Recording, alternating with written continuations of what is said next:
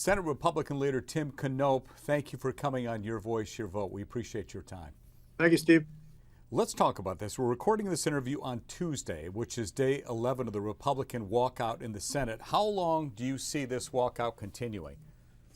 Well, it's really hard to know, and here's what I'll tell you about this particular action: is it's more of a walk-in than a walkout. So, most of the walkouts have been pretty much described as legislators leaving Salem. In this case, we're in Salem. We're at the Capitol. I'm in my office right now.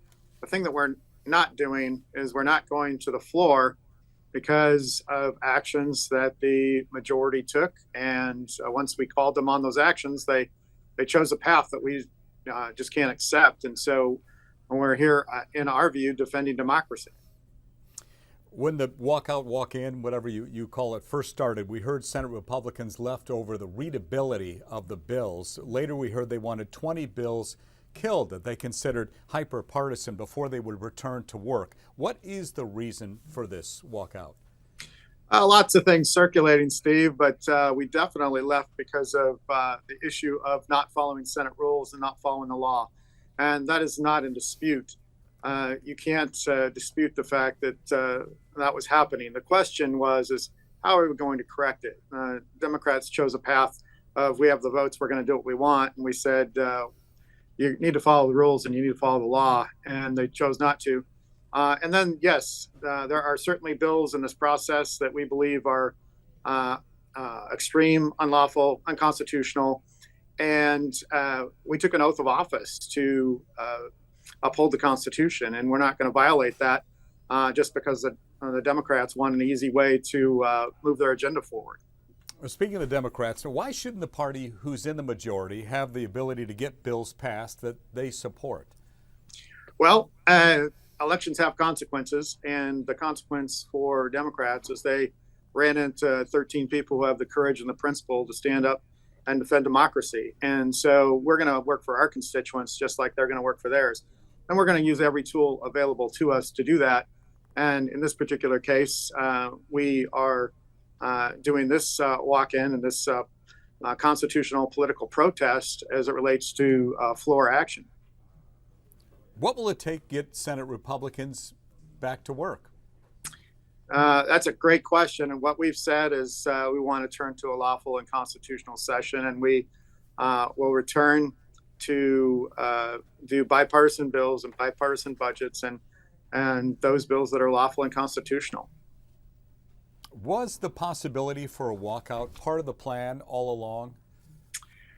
Never part of my plan. As many viewers may know, on at least 2 occasions, I've been the only Republican to stay in the building. In fact, I was the only member of the Senate to stay for every day of the 2020 session.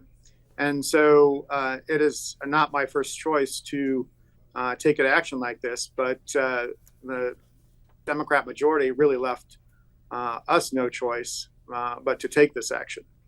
Measure 113, which Oregon voters, of course, passed overwhelmingly last year, bars lawmakers who get 10 unexcused absences from running for re-election. When that measure was passed, did you anticipate mounting a challenge to it? No. In fact, the issue really is the voters decided this measure. This measure was put forward by the unions and Planned Parenthood. So let's be clear about that. They were essentially the only funders. And, it was clearly designed to try to knock out their political opponents if they used the constitutional quorum denial measure, essentially. And so, that's what's happening right now. And we're willing to risk not being able to be seated again for election over the principle of defending democracy and defending our constituents. A few senators have reached that 10 unexcused absence threshold right now. Do you think that all the GOP senators will hit this mark? By the end of the week, I'm pretty confident 10 of 13 will have reached that mark. And there's at least one more that will likely reach it sometime in late May or early June.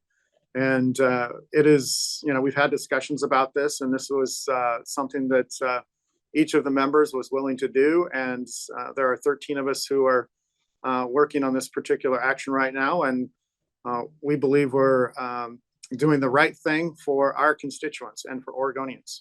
How many do you have? I think I'm at 8 right now. On Thursday, I'll be at 10. Are you worried about losing your job? Well, I'm not. The people will ultimately decide this. And once they recognize what we're doing and we're able to educate them on what's going on here, the vast majority of Oregonians say, yeah, I understand what you're doing, and we're going to support you. And so we've had thousands of supporters from all over the state send us, messages, emails, phone calls, text messages, direct messages supporting the effort. You've started a PAC to challenge Measure 113. Under what grounds do you think it can be challenged?